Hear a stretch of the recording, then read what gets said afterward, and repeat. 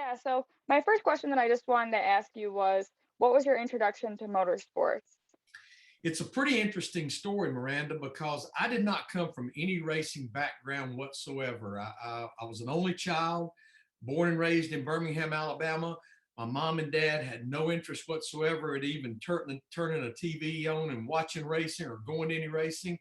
But ironically, my aunt, which was my mom's sister, which is really probably more like a sister to me because my mom was one of the older of several sisters, and my aunt was the youngest, and she's only 10 years older than I was. And she did enjoy racing, and then my grandfather enjoyed racing, my mom's dad. And the local racetrack was only about a half to three-quarters of a mile from where they lived. And every Friday night, they would race there at the local track from, say, mid-April to early September. Almost every Friday night, my grandfather, my aunt, myself would go down to the local racetrack there and watch the local races. And it was probably about 1975. I was still in high school, maybe a sophomore, maybe a junior. They started a brand new division called a street stock hobby division, and it was about as stock of a race car as you could think about building. Had a one page for the rules. You took the seats out, the windows out, put a few roll bars in it, put the fuel tank up in the trunk, did a little work on the suspension and the engine, put a number on it, and you had a race car. So this first night that they started, well, my aunt had gotten married, and her husband was a race fan too, and he was a mechanic by trade. So then the four of us would go. So the night that they started this new division, my aunt looked at my uncle and said, "I'd like to do that." Well, he kind of thought she just saying it, and he said, "Okay, go out and get you some sponsors and we'll build you a race car." Well, she called his bluff, and she went out and found more local sponsors than we almost had room on the car to put their decals. And so there I was. My racing career started there in the basement of my aunt and uncle's house, and it was game on from there. That's awesome. Did you learn a lot from your aunt and uncle then about racing and kind of, got all of your firsthand knowledge firsthand from them? I did, Miranda. I was not very mechanically inclined. I had not really been around cars or race cars that much. I enjoyed watching racing, but I didn't almost, at that point, I probably didn't know the difference between a three-quarter bolt and a three-quarter wrench. But I was the only help my uncle had. And he really did a nice job of explaining things to me, why he was doing it and how he was going to do it. And he really gave me a lot of guidance. I mean, trying to build that car at night and on the weekends in their basement while I was still going to school, and he was working a job. I mean, there was not a lot of spare time, but he really took time and explained things to me. But I was the only set of helping hands that he had, so I guess it was to his advantage to teach me as much as he could. Right. Did you find yourself at that age thinking that you would have a career in racing? Oh, I think you dream. And Right. I always said racing is like a disease. It gets in your bloodstream, and there's almost not getting it out. And, I worked with my aunt on her racing for a couple of years, but she didn't have a lot of success. I'm not saying she wasn't a talented race car driver, probably a lot to do with we didn't have a ton of money to be able to spend on her racing. But I actually had went to work at a salvage yard, or an automobile junkyard, some people call it. And the junkyard that I worked for sponsored a late model car. And they were racing up in Nashville, Tennessee one Saturday night. And the gentleman that I worked for that owned the salvage yard, Charles Finley was his name, he said, "Hey, I'm going to go up to Nashville tonight when we close the junkyard about lunchtime on Saturday, and watch Bobby Ray Jones, who owned the car, and a gentleman by the name of Richard Orton drove it. I'm going to go up there and watch the race car run tonight. You want to ride up there with me?" I said, "Yeah, I'd love to." So we closed the junkyard about lunchtime, hopped in a car, and about 3 hours up to Nashville. And we got there, and I kind of meandered around. And then next thing you know, I'm kind of maybe helping them do a little bit of this and helping them do a little bit of that. And by the end of the night, I had jumped in head first, helping them any way I could. And I don't remember exactly how they finished that night. They didn't win the race, But as we were loading the car, Bobby Ray Jones, that owned the car, looked at me and said, if you ever get tired of working on your aunt's car, you just come on out there to our shop. We'll put you to work. Well, that's all I needed to hear, because I wanted to work on something a little bigger than a street stock car. And I wanted to work on something that maybe had an opportunity to win a race. So no question, once I started working for them and we won some races, that's when I started having that vision. Someday, somehow, some way, I'd like to be in NASCAR working full time on a Cup Series car. And what was your first experience working for NASCAR? Was it on a pit crew for something, or was it in broadcasting? Where'd you find yourself? No, I've been in NASCAR now. This is my 41st year, and this is my 21st year to be part of the NASCAR on Fox broadcast. So, in 1980, I was still working I was working the junkyard or the salvage yard during the daytime. And I was going over to that race shop working at night, and then we raced on the weekends. And I mean, I was I was young. I mean, I was basically 20, 21 years old, but I was working myself to death. There were many days and nights that I would work at that junkyard all day long, get off, drive across town toward the race shop, maybe run through a drive-through and grab something to eat, go work on that race car. And it was not unusual for me to work all night long on that race car, quit just in time enough to run home and grab a shower and go back to the junkyard and work again. That was pretty common. So even though I was young, I knew I couldn't keep this kind of pace up. So kind of a funny short version of the story of how it all came about to move to NASCAR is I was working at the salvage yard, and I actually had moved off the yard to work in the counter, selling parts and stuff. And we had a guy that worked the yard. We had a forklift, and he was notorious for pulling the forklift up to the back of the building, and he would leave the forks up. And I stayed on him all the time. When you pull up there, you got to put the forks on the ground. Somebody's going to walk right into one of those forks. Lo and behold, this was somewhere in July of 1980. Somebody had called wanting to know if we had some part. And I put them on hold, and I ran out the back door to go check this part. And I centered that fork with my head, busted it wide open, had to have, I don't know how many stitches, actually had a little bit of a concussion too. So they told me, look, you've got to lay around the house for at least a week and just take it easy, because not only do you have a pretty bad cut, you've got a concussion too. So I laid around the house. I had read about every book and every magazine you could read. I'd watched every soap opera you could watch. But NASCAR, which I was a member of NASCAR, because even that late model car that we raced, it was part of the NASCAR Touring Series. So I had to be a member of NASCAR. So once a month, NASCAR put out a newsletter that they would mail to all their members. So I was laying on the couch and reading this newsletter. On the back side of the newsletter, there were classifieds, people trying to sell race cars, buy engines, sell parts, whatever.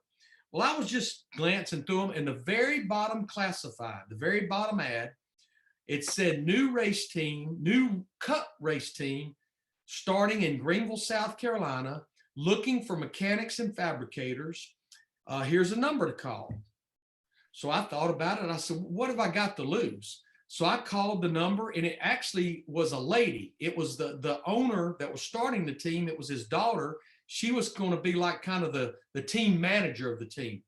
And she actually knew who I was because they had been running a late model car, and we had raced against them some, but they were moving to the Cup Series. So we talked for about 15 or 20 minutes, and she took all my information. And I hung the phone up thinking, well, I'm probably one of about 10,000 calls she got. I'll never hear back from her.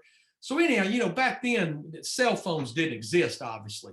So I was back working at the junkyard, and I got home one evening, and my mom said, Larry, a lady from Greenville, South Carolina called you today, and here's her number, and she wants you to call her back. And I couldn't get that phone quick enough. And I called her, And, she said, her name was Dana. She said, this is Dana Williamson. What we would like to do is we're going to run 3 or 4 cup races this year and then go full time in 1981. Is we'd like for you to come up and work with us for the rest of this year. And at the end of be a couple of months. And at the end of that period, you decide if this is what you want to do. We'll decide if we want you to be a part of us, and we'll go from there. So I went to Greenville, South Carolina, and I'd only been working there, Miranda, probably about 2 weeks. And they came to me and said, you know what, you've got this job. If you want to finish out this year, go back to Birmingham and get your stuff. We'll fly you back home. And so, yeah, I worked those races. We ended the season, and I flew back to Birmingham, hooked a U-Haul behind my 1971 green Pinto. The rear bumper started dragging the ground even before I put anything in the U-Haul, but I put what I did have in it. My mom and dad both looked at me and said, this is the craziest thing we've ever seen anybody do. You'll be back in 6 months. You'll be broke. You'll be hungry. We'll feed you, but we're not going to bail you out of debt. And I said, as much as I've always respected what you have always told me, you're probably right, but I got to go try it. I've got to go try it. And obviously 41 years later, I only go back to Birmingham. Of course, my mom and dad are both deceased, but I only go back to visit friends and relatives. That's awesome. What a cool story. What do you think the characteristics were that team saw in you that they wanted to keep you around? Well, I'd like to say it's something, Miranda, that I've always prided myself in, is no matter what I do, if it's something with my profession, if it's something for leisure, for pleasure, I'm all in. I'm 100% in. I'm fully committed, fully dedicated. I'd rather not do something at all than just to do it kind of and just get through it. And I think they saw, hopefully, that in me, my commitment, my dedication to do the best job that I could. It's like I've always told my kids, like, for instance, my daughter is my oldest daughter is an interior designer. And I've always said, you don't have to be the best interior designer that there is. Just make sure you're the best that you can be.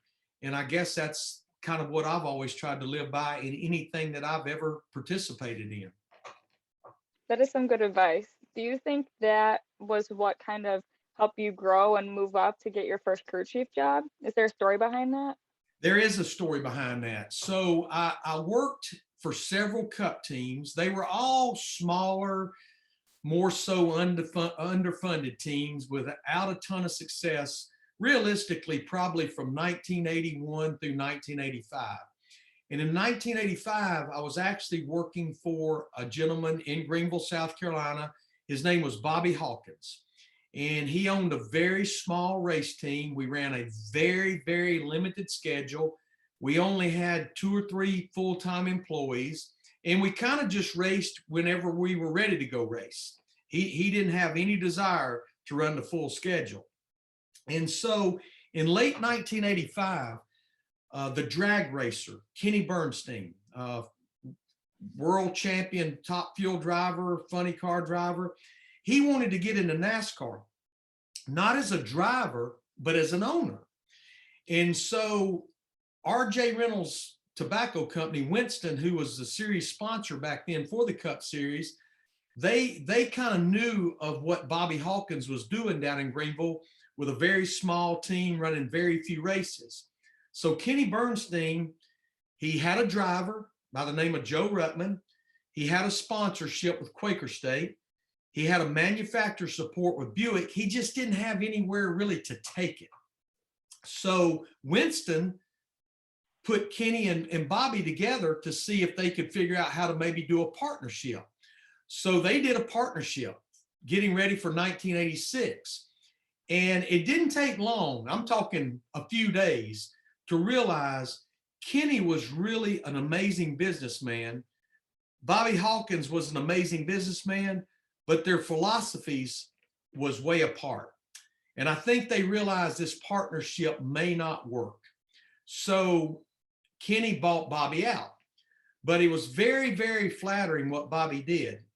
The one stipulation that Bobby had with Kenny is you have to keep Larry McReynolds and the other guy that was there working with me, you have to keep them employed in some capacity for 1 year. So Kenny, he kind of saw that I was kind of, even though there were only two of us, I was kind of guiding the ship. I was the, guess you might could say, the crew chief of this deal, even though there were just two of us. So what Kenny did, he kind of put me in charge. He didn't make me the crew chief, but he said, I want you, here's what you're going to make. Here's what I want you to do. I want you to try to put this team together, get some people hired, get some cars built. And this was like maybe mid-November. So, our off season in NASCAR is very, very short. It's only about 3 months. So I started hiring people. I started getting equipment bought. I was doing everything. My wife was trying to help me get reservations for airplanes and rental cars and hotels, just kind of doing it all. So, but the one thing that Kenny challenged me with is he wanted me to also be in charge of finding a crew chief for this deal. And that did not offend me, Miranda, because I had only been in the sport 5 years. The closest I had ever been to victory lane was walking by. That didn't offend me that he wanted to hire a top crew chief in the business. So again, I get the cars built, I'm getting equipment bought, I'm getting people hired, but I was having no luck with this crew chief deal, mainly because we were located in Greenville, South Carolina. The center of NASCAR is Charlotte, North Carolina, which is about 2 hours away from Greenville. So finally, early mid-January, Kenny and his business partner came to town and we went to lunch. And he said, give me an update on everything. I said, well, Kenny, I said, we actually go test Daytona week after next, but I said, we've got our 2 Daytona cars almost ready. I've got all the cars, in order for the first few races, and they're all being built. I said, I think I've got all of the equipment we need built, the tractor trailers put together. I think I've got all the people hired. I still need to hire a secretary because I'm kind of playing secretary too, between my wife helping me as well. But I said, Kenny, I'm going to be brutally honest with you. I have not been able to find anybody to come be our crew chief. And I said, it's not a matter of money. It's where we're located. No one wants to relocate from the Charlotte area to Greenville, South Carolina. So him and his business partner, John Dangler, they kind of looked at each other and kind of shook their head. And Kenny kind of looked back and he says, I know why you can't find a crew chief. And I went, so you mind sharing that with me? Because I have worked very hard on this project. He said, because I've got the right crew chief sitting right across the table from me. I said, me? He said, you can do it. He said, I watched you those last couple of races that you guys ran last year. I've watched you basically single-handedly put this team together in a short period of time. He said, you were working Thanksgiving Day, you were working Christmas Day, you were working New Year's Day. He said, you can do it. And I said, okay, if I'm going to walk out this plank, you're going to walk this plank with me. I said, just so we're standing together on this deal. He said, I promise you, you can do it. And that's how it all came together. And I still am friends with Kenny today. We talk 2 or 3 times a year. And no matter what, I will always be very indebted to that man, because in my book, he rolled the dice and gambled in a big way with a very young, inexperienced guy and made him the crew chief for a major team. But it ended up working out for everybody. How cool. So a question that I have for when you were looking for those crew chiefs and maybe even just over your years, seeing other crew chiefs and even in yourself, what are some qualities that you look for that always, those great crew chiefs always have? I think, one crew chief that I actually got to work under for about 1.5 years. He's passed away now, and no doubt he'll eventually be a NASCAR Hall of Famer, because no matter where he went or where he worked, his name was Jake Elder. they always won races. The cars were always good. And I worked under Jake for about a year and a half in 1983, 84. And I was like a sponge. I listened to everything that man said. I watched everything that man did. But the one thing that I always admired about Jake, and it's one thing that I also tried to pride myself in as well, is make sure and get the basics right. Get the basics right, and then you can improve from there. I think some crew chiefs try to out trick themselves. You know, they don't even have the basics right, but they're trying to get really innovative and trying to really get outside the box, and it doesn't work because they don't have the basics right. And that's what I always tried to do, get the basics right, and then we'll try to grow from there. It's like I've always said, if you're going down an interstate and you're out of town, the last exit ramp you want to get off of is one that says no return ramp, because then you're going to be lost. You always want to make sure there's a return ramp. Right. So something that I always thought was super cool was that you were able to have such a close relationship with Davey Allison. And this is kind of, switching lanes a little bit.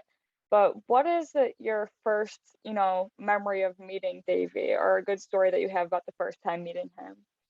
Well, a lot of people are a little bit confused about how Davey and I came together. A lot of people tie it to the fact that I'm from Birmingham and he's from Hueytown, Alabama, which Hueytown and Birmingham are side by side. Birmingham being a big city, Hueytown being a small town. And of course, Davey raced at that racetrack that I was talking about, that I raced at, BIR, Birmingham International Raceway. But Davey and I never got to know each other when we were both in Birmingham, because just about the time in 1980 that I moved to the Carolinas, that's just when Davey was getting started. I knew of Davey Allison. I obviously knew his dad, Bobby Allison, and his uncle, Donnie Allison. In fact, I went to Donnie for some advice when I got the opportunity to move to the Carolinas, just to kind of get someone else's voice to tell me this is what I need to do. But I did not know Davey whatsoever when we both lived in Birmingham. But as I was growing with that Kenny Bernstein, the 26 car, Davey eventually in 1987, he became a rookie in the Cup Series. In the way they park the cars in the garage area each week is how you are in points. And it just seemed like throughout 1987, 1988, the 28 car that he was driving and the 26 car that I was working on, we always seemed to be pretty close in points. So we were always kind of parked close to each other. And just over time, we would strike up conversations talking about race cars and racing and Birmingham and Hueytown. And eventually these conversations led to a friendship. And we had a lot in common. Our wives became really close friends.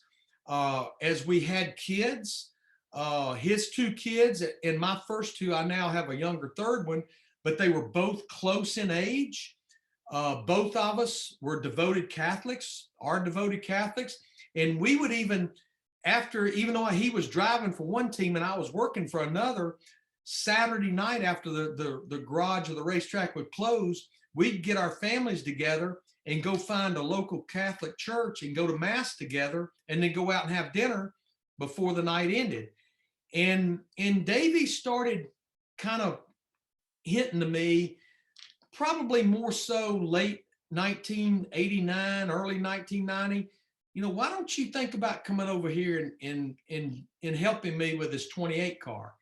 And then finally he started working on me very hard. So I think the good news, before I ever went there and started working with him and Robert Yates Racing in early 1991, is we were good friends. We had a great relationship. Him and I had a lot in common. Our families had a lot in common. And yeah, when we lost him in 1993 in that helicopter crash, yeah, I lost the race car driver I was working with, but more notably, I lost my best friend, because he truly was my best friend. What is your favorite memory that you have with him?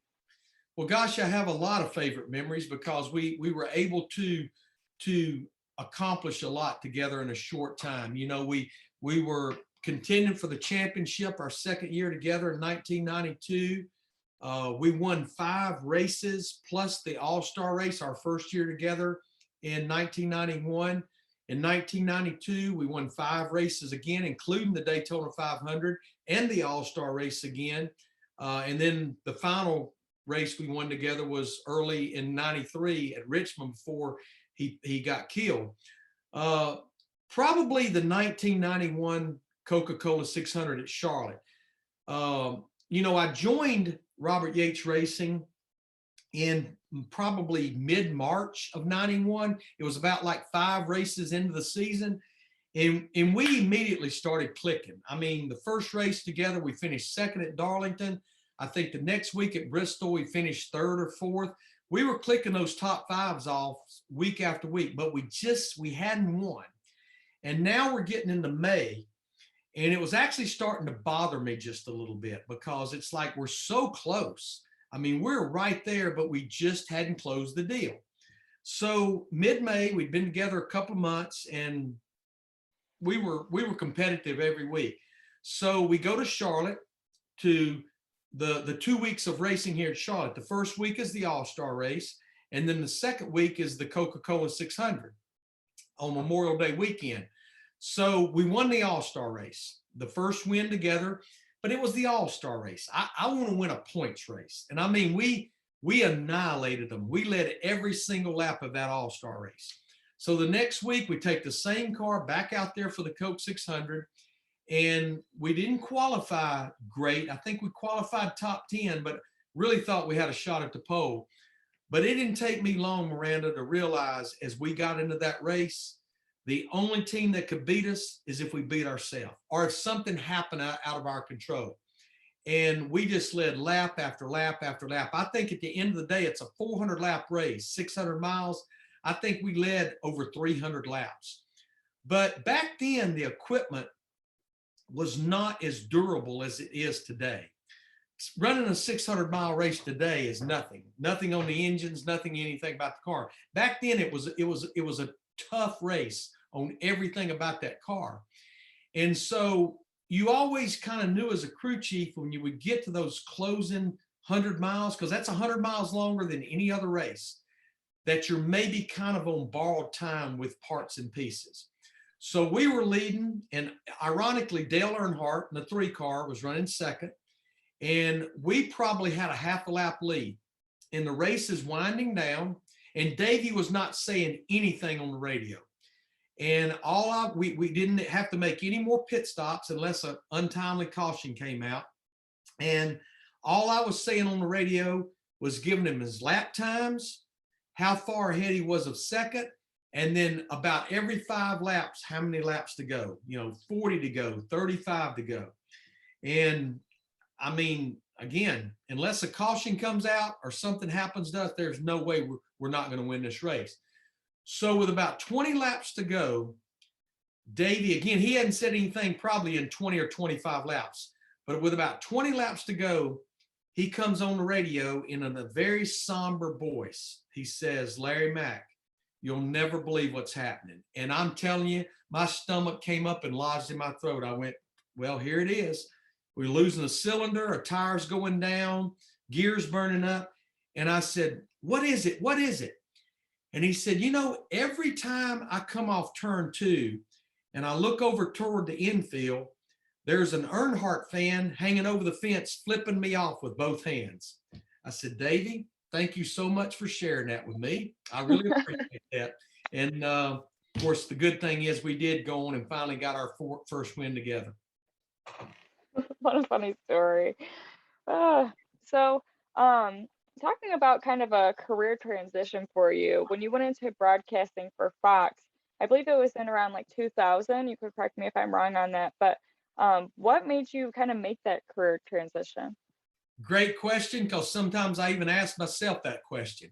But in the late 90s, still a crew chief, at the end of 1996, I left Robert Yates Racing and went to Richard Childress Racing to work with Dale Earnhardt in the 3 team. But on off weekends, and we had a lot more off weekends back then because the schedule was not near as long as it is now. I think back in then, We ran 30, 31 races maybe. And now, of course, there's 36 plus 2 special events. But for Turner Broadcasting, for what was then TNN, and even for CBS, either on an off weekend or maybe on a Saturday, I would go do some broadcasting for them, maybe a truck race, maybe an Xfinity Series race. I kind of did it just for fun. Yeah, they paid me a little bit of money, but I never, ever, ever saw myself doing anything but being a crew chief. I know I enjoyed doing the broadcasting. It actually helped me learn a little bit, especially on those Saturdays that I would be there, and it would be the day before our cup race, but I still never saw myself doing anything but being a crew chief. So I did that from in 96, or maybe 95, 6, 7, 8, 9, and 2000. But toward the end of 1999, this new TV package came about. Major networks had bought in and bought the rights to do NASCAR. Fox had bought the first half of each season, and NBC/Turner had bought the second half. And so this was announced before the 1999 season even ended, but it was not until it was going to come into fruition for 2001. So anyhow, we finished off the 1999 season, and I still remember where I was just like it was yesterday. It was in mid-December. I was down in the body shop with some of the body shop guys. We were working on our Daytona car, getting ready to go test, and they paged me to the phone. And I walked out of the body shop, and there was a phone on the wall right there outside the body shop. And I answered the phone, and there was a man on the other end, had an Australian accent, and he introduced himself as David Hill, the chairman of Fox Sports. And he said, I'm sure you know that we have bought the rights to the first half of the NASCAR season. We just put together a 6-year deal starting in 2001. We've already hired Darrell Waltrip, who is going to retire at the end of 2000 to be our driver analyst. And we've watched some tapes and some stuff that you've done. We would at least like to have a conversation with you about maybe joining us as our crew chief analyst. I mean, I didn't even have an answer for him, but I said, yeah, I'll have a conversation with you, but I kind of was blowing it off. So anyhow, he said, we'll be getting back in touch with you after the holidays. Perfect. So just before the 2000 season started, one of his executives called me. His name was Bill Brown. And he says, we're going to be in Daytona. We would like to meet with you while we're down there. It's like, okay, that's fine. You know, I'm in the 3-car garage. Just come find me. And so sure enough, this little short guy about halfway through Speed Weeks came up and introduced himself as Bill Brown. And he says, you think you might have time to go to dinner one night? And I said, yeah. And we picked a night, and I went and had dinner with him and another one. David Hill wasn't there, but there was a couple of the executive producers, and we had a nice dinner. And he says, here's what we would like to do. He said, for the May race in Charlotte, on Saturday for the Xfinity Series race, we would like for you to come to the Speedway Club, and we're going to have a little makeshift booth set up. And we'd like to put you and Darrell together and kind of do an audition. He said, just 20 or 30 laps, not the whole race. And he said, would you be up to doing that? And I said, yeah. But I had to be a little bit careful because I just had signed a 3-year contract with Richard Childress Racing for 2000, 2001, and 2002. So I had to be a little bit careful on what I was doing and how I handled this.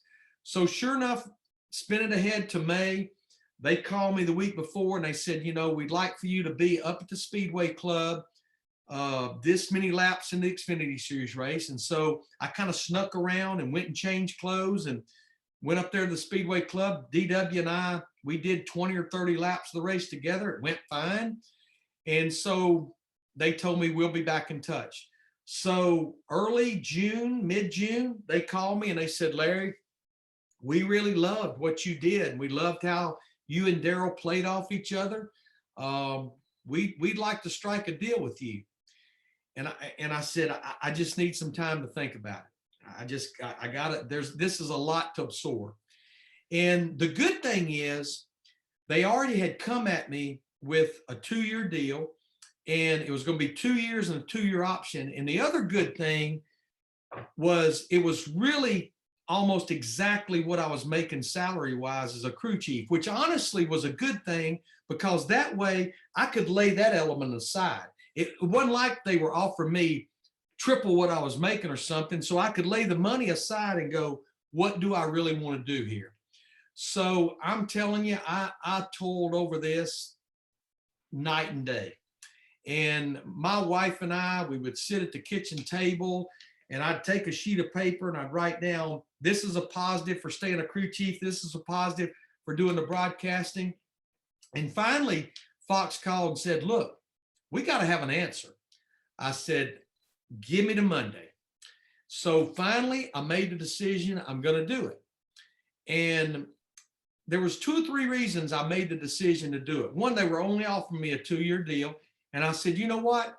At the end of 2 years, if they don't like me or I don't like them, I can go back to being a crew chief. You know, we see it all the time. You know, what's the head coach that was at Ohio State, went to broadcasting for Fox, and now he's at Jacksonville coaching an NFL team. People do it all the time.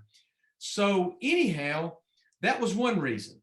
The other reason was I just felt like if I didn't try it, I would always look back over my shoulder and go, what if? I just felt like I'd always look back. So I had this one snag.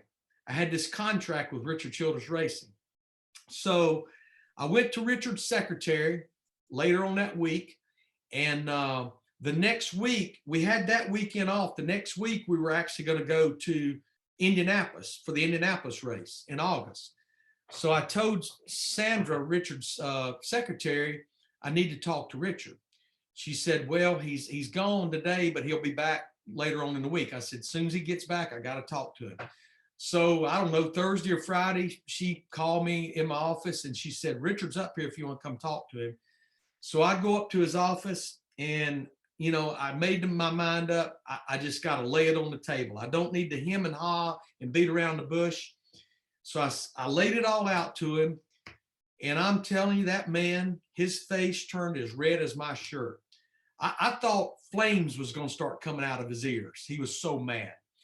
And it's like, I'm about ready to go, Richard, forget I ever even came up here. Don't worry about it. I'm going to go back to my office. I'm going to call those people at Fox and say, I can't do it. He said, no. He said, I'm not happy about this. He said, but you know what? I can tell, Larry, you're very sincere about why you want to do it, and that you're wanting to do it for the right reasons. And he said, again, I'm not happy, but I'm going to live with it. And it's like, wow, that was a lot easier than I thought. But then he came back up in his chair and he said, but Mr. McReynolds, you and I got a contract. And I went, oh, Lord, here we go. Because Fox had already said, we don't buy people out of their contracts. If you come to us, you got to be clean. You can't have no attachments. So I'm back to the point where I'm, Richard, forget I came up here, forget this conversation ever happened. I can't buy out no contract or any. And I had also beat Richard up pretty hard on this contract. I'd squeezed him about as tight as you could squeeze him. He said, no, I got a plan for you, Larry. He said, we're going to Indy next week. And tradition, as we always do, when we go there and we land on Thursday afternoon, I take both teams, the 3 and the 31, to St. Elmo Steakhouse, and we have our team dinner. He said, we're going to do that next Thursday night. Richard Childress Racing will buy the meals, as I always do. You buy the wine, and we'll call this deal even. I couldn't get out of that office fast enough. And so that's how it all came about. Oh, cool. That probably was so stressful too. Like you said, like night and day you were thinking about it, but hey, you wouldn't be where you are now without it. So well, and it was honestly probably the hardest decision I've ever had to make in my life.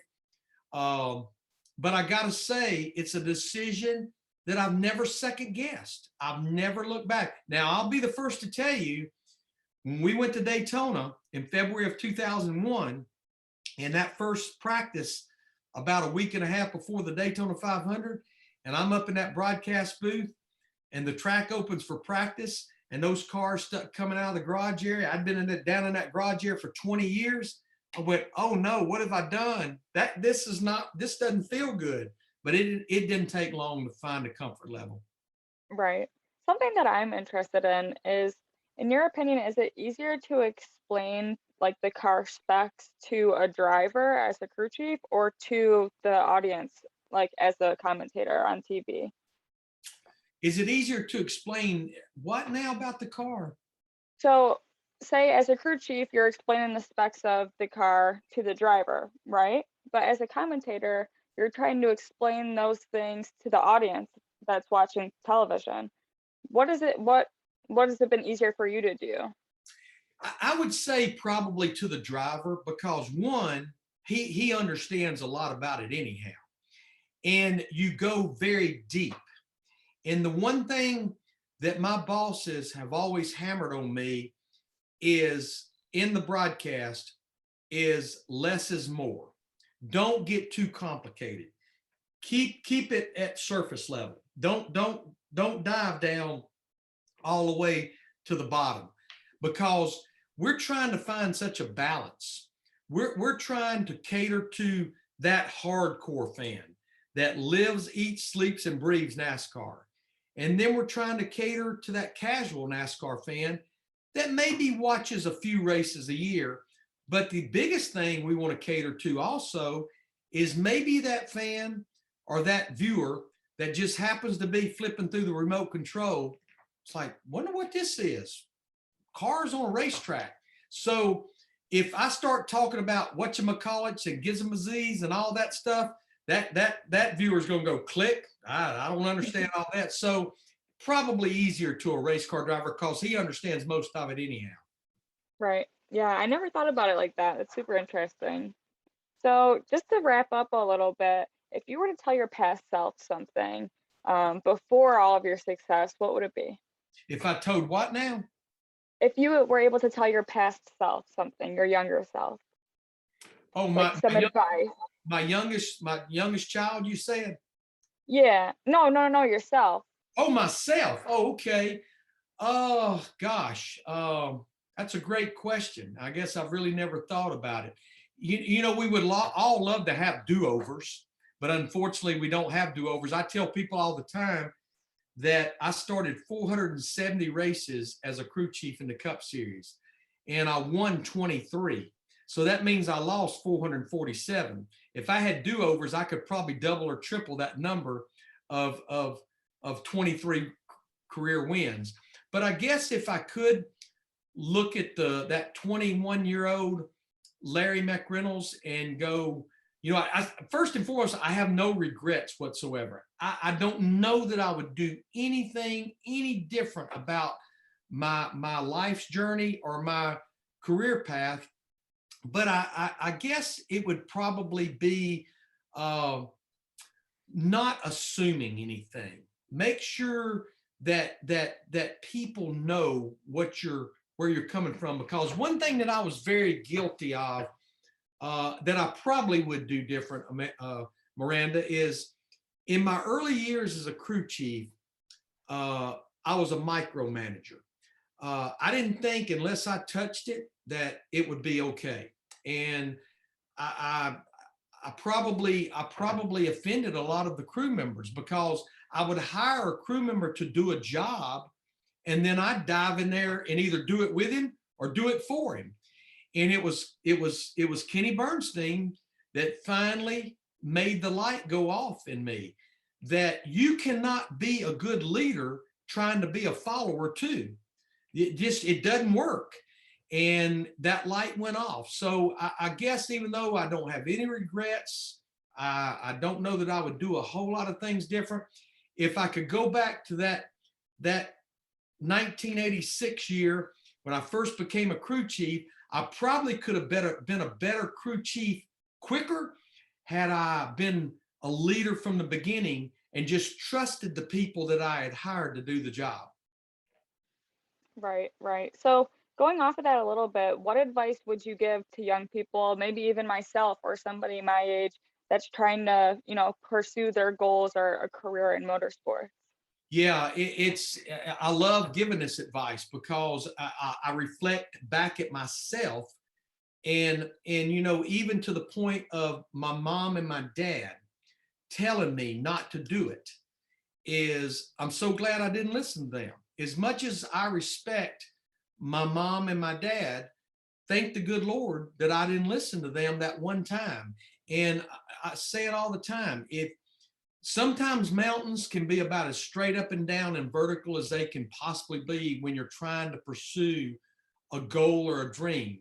But I tell young people, I do a lot of keynote motivational speeches periodically, that no matter whether you're young or whether you're old or whether you're in the middle, if you really want something bad enough and you believe in it enough, and as long as it's a realistic goal, I can't sit here today and go, I'm going to be a quarterback for an NFL team. That's not going to work now. So it has to be realistic goals. But if you believe in it and you want it, and you truly believe you can do it, one, don't let anybody tell you you can't do it.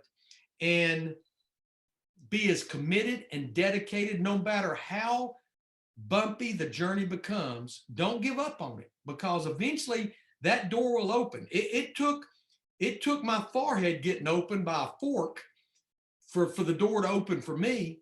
And it took me believing in it enough that I wouldn't even listen to my mom and my dad. But don't quit chasing that dream until it just absolutely, you say, you know what? It just doesn't look like it's going to happen. Because if you don't think dreams can come true, you've been talking for the last 45, 50 minutes to a person that is living proof they can come true. That is very true. Well, thank you so much for sharing all that.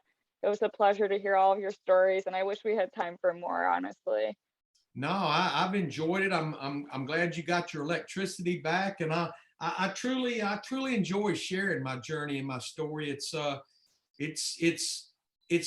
very common in some ways, but very unique in other ways. Just how it came to get into NASCAR, how things came about to make the transition from a crew chief to a broadcaster. And, I love what I do. I'll be 63 years old in January, but I don't feel any less energetic than I did when I was 43. I hit the ground running every single day. And good thing about what I do, no 2 days are the same. Every day is different.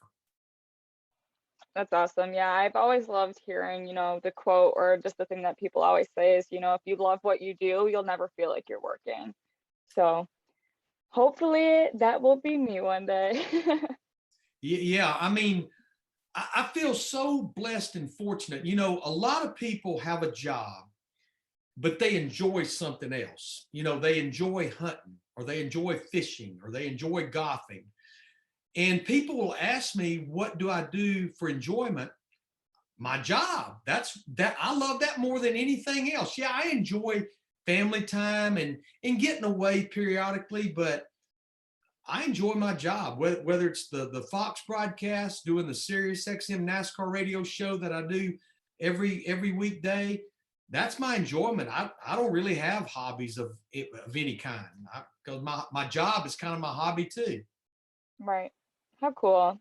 Well, thank you again for sharing. My Did you pleasure. have anything else that you wanted to add? No, we covered a lot of ground, and like I say, that the biggest thing is what we talked about there near the end, is just, if you believe in yourself and it's something you want, just don't let anybody tell you. I always like uh, the word impossible. If you split that word up and separate the I and the M from the possible, what does it say? I'm possible. I've never heard that before. I'm surprised. I like that. Yeah. So.